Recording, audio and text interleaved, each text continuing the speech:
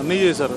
Party తరపు నుంచి దీని ఏం లేదు, ఎవరికని లేదు. పార్టీ చూడట్లా, ఏమి చూడట్లా, మతం చూడట్లా, కులం చూడట్లా, ఎవరికి లేకుండా అందరి ప్రతి ఒక్కరు మా ఎస్టీ కాలనీలో ఉన్న ప్రతి ఒక్కరికి వచ్చింది. అందరినీ బస్సులో మళ్ళీ ఇంటికాడి నుంచి ఛార్జెస్ కాకుండా ఇంటికి బస్సు నుంచి అందరూ బస్సులోనే తీసుకొచ్చారు, మళ్ళీ బస్సులోనే డ్రాప్ చేస్తున్నారు. బస్సులు పంపించారు, పొద్దున్న 7ంటికే బస్సులు వచ్చినాయి.